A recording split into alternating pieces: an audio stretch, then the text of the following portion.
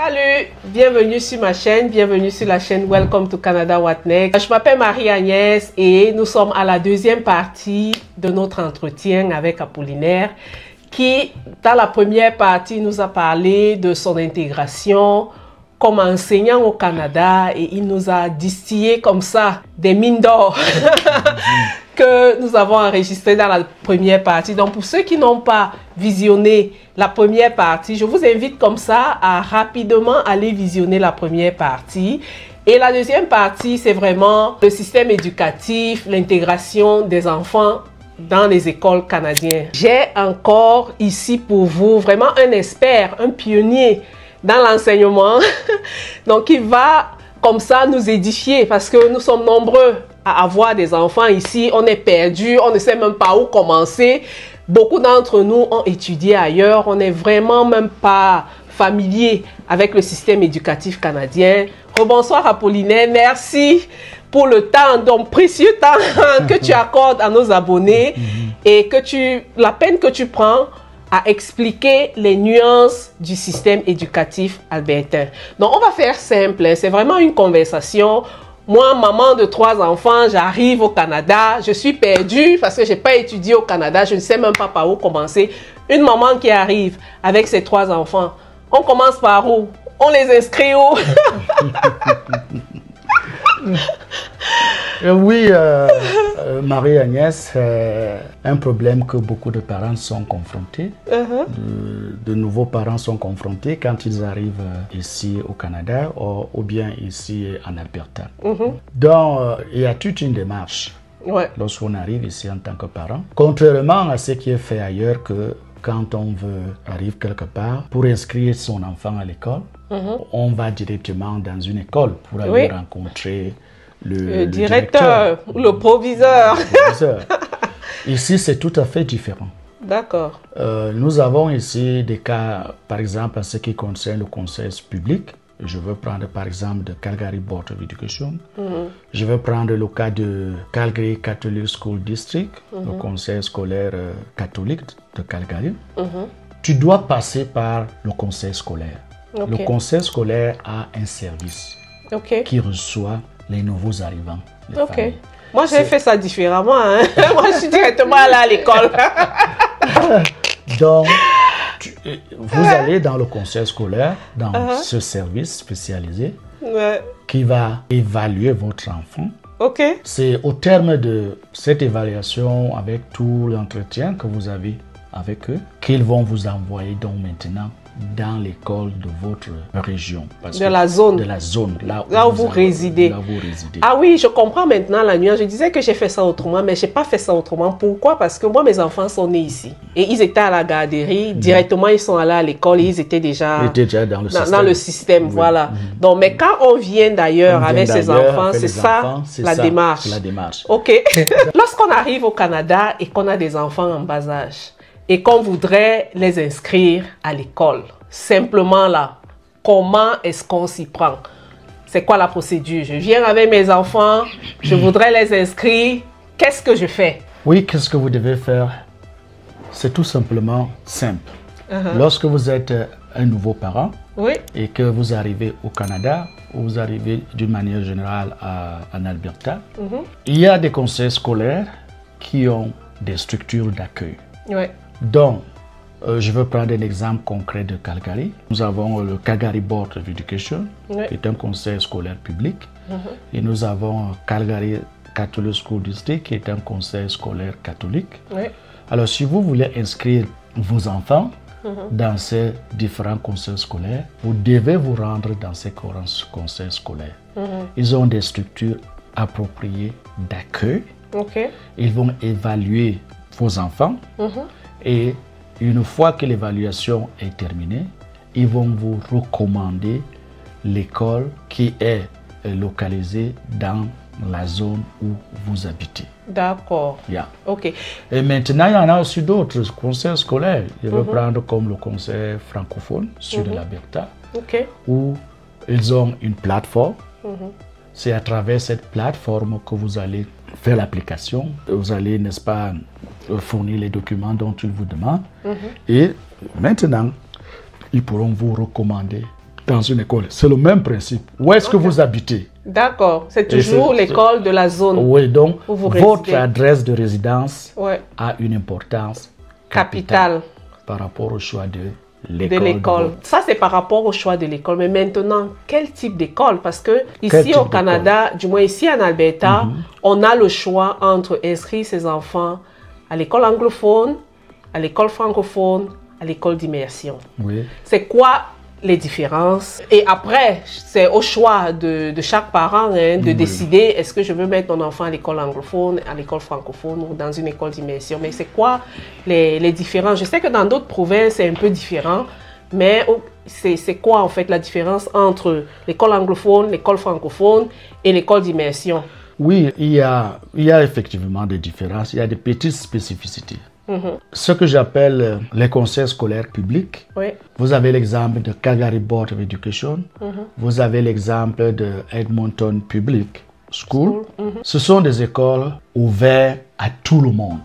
Quel que soit, ils recrutent, quelles que soient vos sensibilités religieuses, ils recrutent tout le monde. Donc, tu peux aller inscrire ton enfant, même si vous êtes de catholique, tu peux aller inscrire les enfants, si vous êtes des musulmans. Vous, c'est une école publique, c'est un conseil scolaire public. Maintenant, vous avez aussi des conseils scolaires catholiques. Dans les conseils scolaires catholiques, comme le nom l'indique, parce qu'ils ont certains enseignements religieux, la religion, si le parent estime que lui aimerait que son enfant soit dans une école catholique, parce qu'ils sont des catholiques, ils ont de confession. S'il se dit que, parce que certains se disent peut-être que je n'ai pas dit qu'il n'y a pas de discipline ailleurs. Il peut se dire peut-être qu'on est beaucoup plus discipliné là-bas parce qu'il y a la religion, il y a tout ceci. Il peut amener ses enfants dans une école catholique. Il y a des écoles, des conseils scolaires francophones. Là, il faut être francophone. Francophone, et ce conseil scolaire ne recrute pas n'importe qui. Il recrute les francophones. Il recrute les élèves dont les parents, soit un des parents est francophone. Parce que l'enseignement dans ce conseil scolaire est essentiellement en français. Donc la langue joue un grand rôle. Si vous sortez d'une région, d'un pays francophone à 100%, et vous estimez que c'est là-bas que vos enfants peuvent être inscrits, tant mieux. Si vous sortez dans une région où anglophone à 100%, ils vont aller choisir les écoles publiques où l'enseignement est à 100% en anglais. Donc vraiment, ça dépend. Mais il y a quand même une certaine flexibilité au niveau de l'Alberta, comparativement par exemple au Québec, où c'est presque impossible d'inscrire son enfant dans une école anglophone si on est francophone et si on est immigrant, par exemple. Non, il y a la flexibilité. Il y a quand même... Oui, il y a une certaine flexibilité. Il y a une certaine flexibilité. Il y a une certaine flexibilité si vous estimez que après, parce que comme je vous ai dit, que lorsque vous arrivez, vous allez au conseil scolaire, le conseil scolaire va discuter avec toi les chances de succès de votre enfant. Si vous voulez que s'il est francophone à 100% et vous estimez qu'il peut faire l'école anglophone à 100%, le conseil scolaire a des experts, vous allez discuter et vous allez trouver une décision. Ok. Et maintenant, on a parlé d'immersion. C'est quoi l'école d'immersion? Juste pour que nos abonnés comme ça comprennent.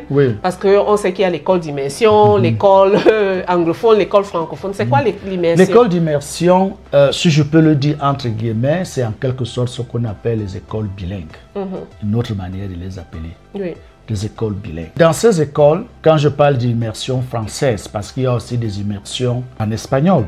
Oh, ok. Oui, il y a aussi des immersions en espagnol. Si nous parlons de l'immersion française, en immersion française, les élèves sont soit des anglophones, leur première langue c'est l'anglais, soit des élèves qui ne parlent ni l'anglais ni le français, ils parlent simplement leur patois. Ok, ça c'est intéressant. Tu vois, ils parlent simplement une autre langue. Donc ils ne connaissent pas l'anglais, ils ne connaissent pas le français, ils ont une autre langue. Mais ils ont décidé de faire leur éducation en français. Donc, et il y en a deux niveaux. Certains peuvent commencer, l'immersion française peut commencer depuis la maternelle. Ok. Il y en a ce qu'on appelle l'immersion précoce. Certains commencent à apprendre le français, à utiliser le français comme leur discipline de base dans la salle de classe à partir de la classe après l'école primaire, la 7e année. On appelle ça l'immersion tardive. Ok.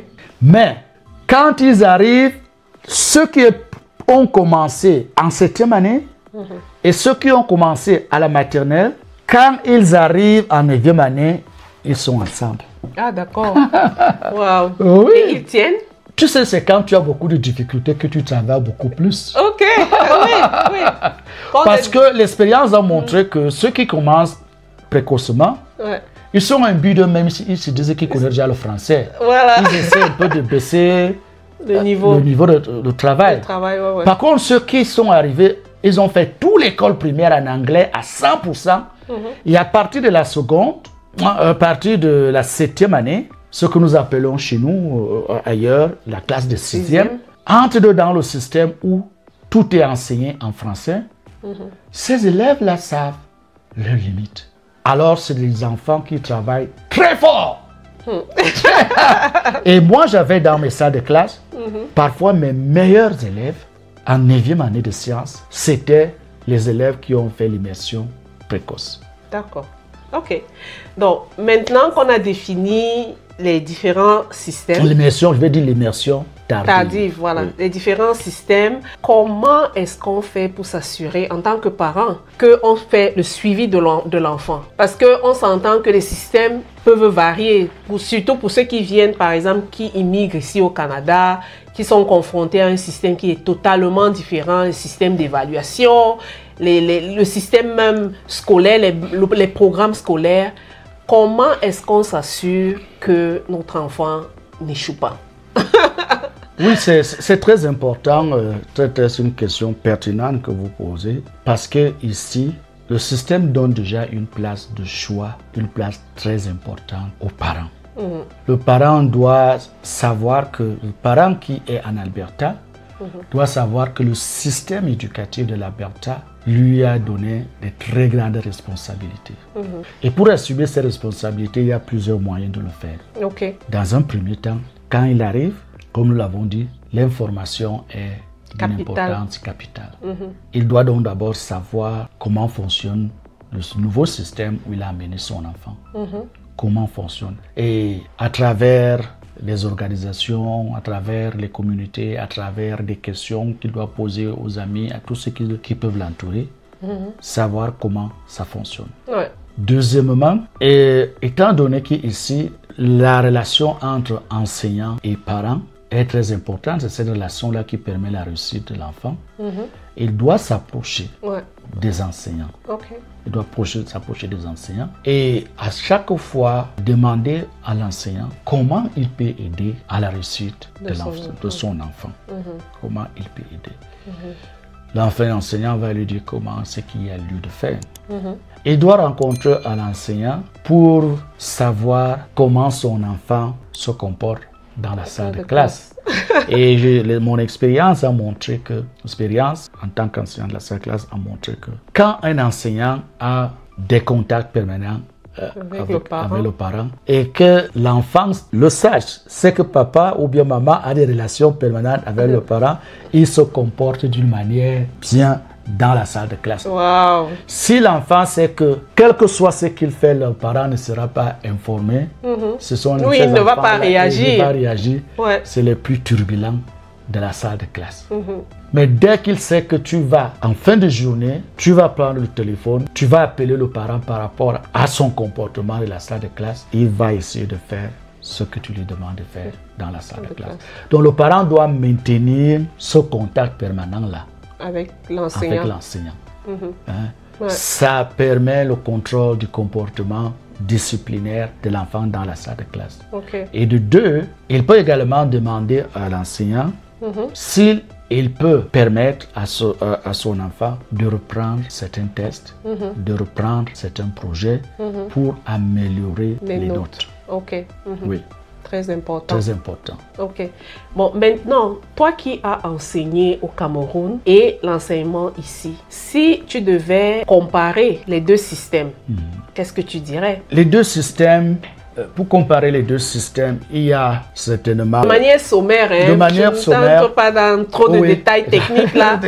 Je vais donner certaines spécificités ici que nous avons en Alberta. Oui. Et ces spécificités, comment elles sont gérées de manière différente au Cameroun. Ouais. Premier point, c'est, si je pourrais citer le premier, c'est, je veux prendre la gestion de la classe. Ici, dans la gestion de la classe, c'est l'enseignant qui gère sa classe, qui gère les problèmes de discipline, qui gère tout dans la salle de classe. Par contre, au Cameroun, ailleurs ou en France, ils ont un système, surtout au secondaire, ils ont un système où ils ont des surveillants et des surveillants généraux.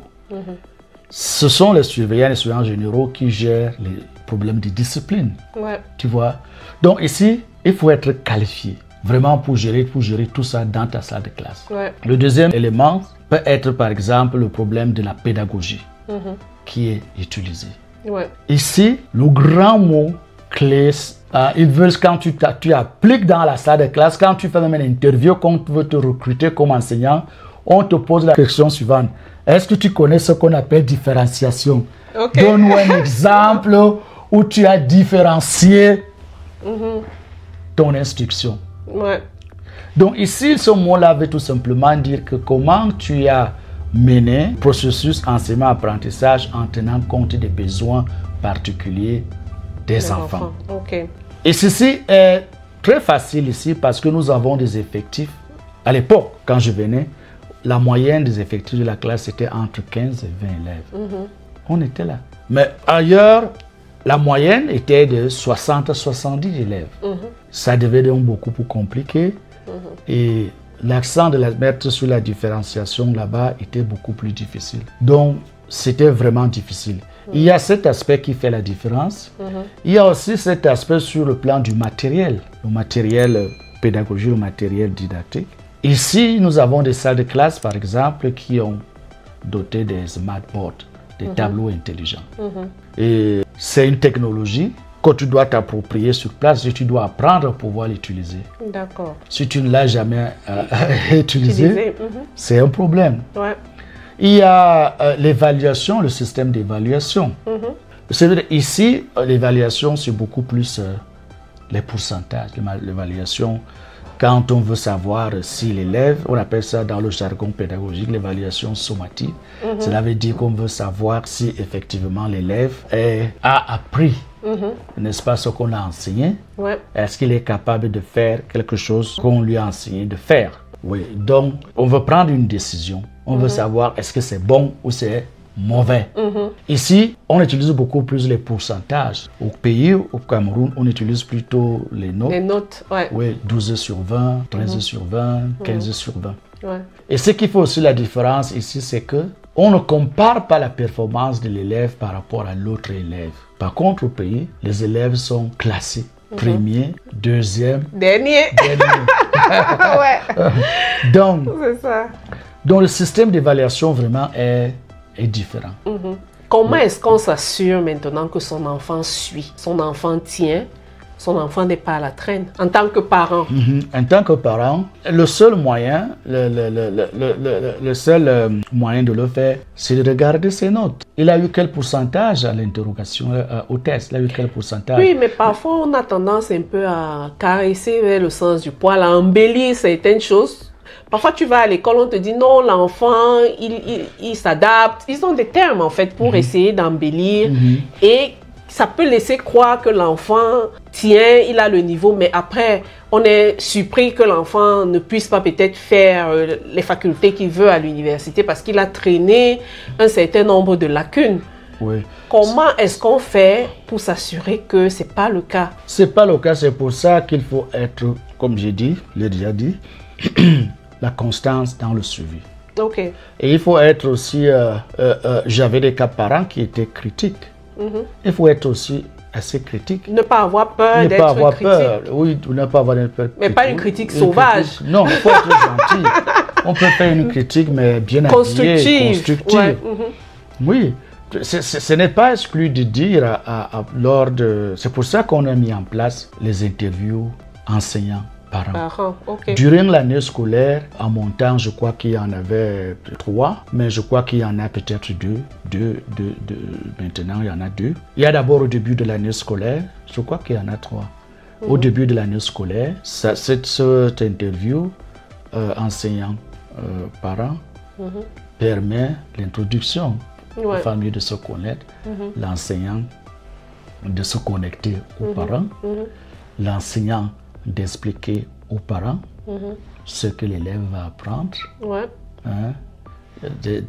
l'enseignant d'expliquer aux parents quelles sont les attentes, et le parent aussi qui explique aux parents, qui présente son enfant aux parents, s'il a certaines, à l'enseignant, s'il a certaines informations à donner, parce qu'il peut arriver que l'enfant est souvent maladive, il a une certaine maladie, il y a beaucoup d'autres informations que seul le parent connaît et qui peut partager avec l'enseignant.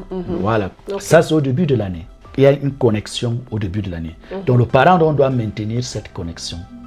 Et à un certain moment, alors au cours de l'année scolaire, il y a une deuxième. Et cette deuxième-là vient souvent après les bulletins, la remise des bulletins. Et cette première remise des bulletins, l'enseignant donc rencontre encore le parent. Il explique aux parents comment est son enfant. Sur le plan du comportement disciplinaire, sur le plan du travail. Et le parent qui a reçu le bulletin, il a des questions aussi à poser à l'enseignant. N'est-ce pas? Et c'est là au moment où je dis qu'il peut être aussi critique. Si l'enseignant lui dit tout bien,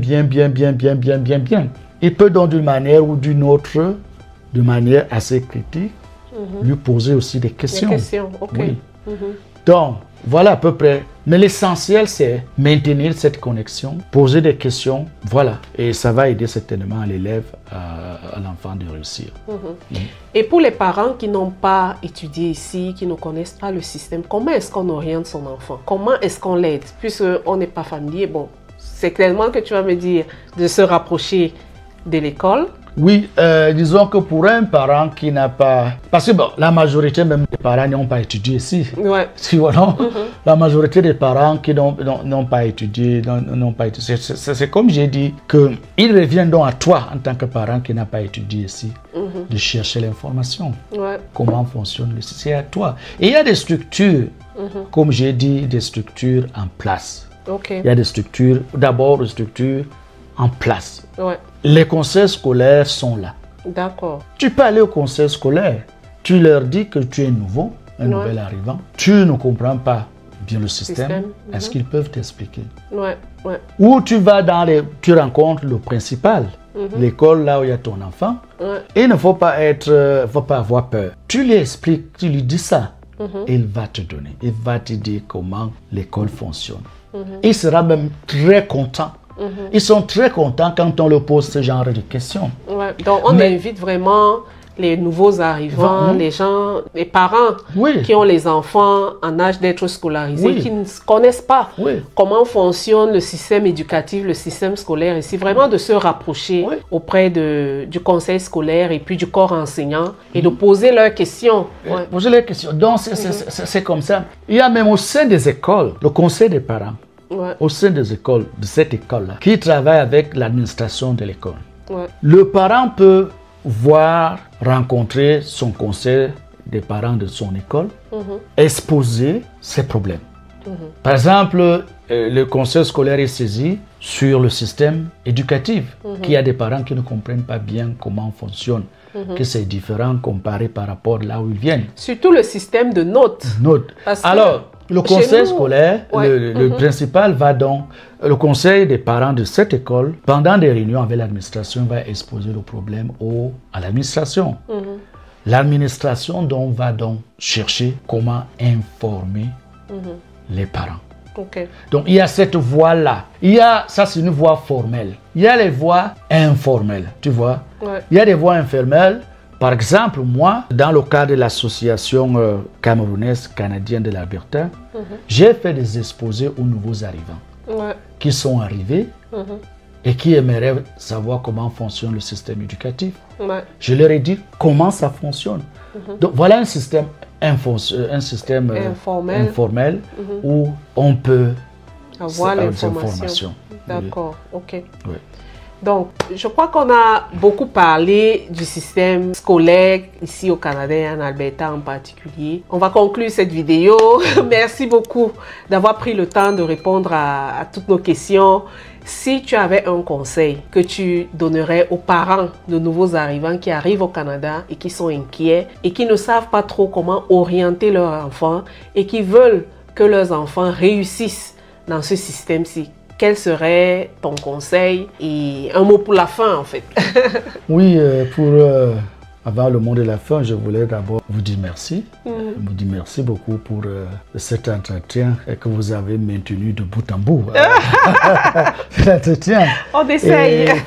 Avoir abordé autant de sujets intéressants, tant de sujets pertinents ouais. concernant le système éducatif de l'Alberta. Et j'ose croire que nos auditeurs, nos internautes vont en tirer profit.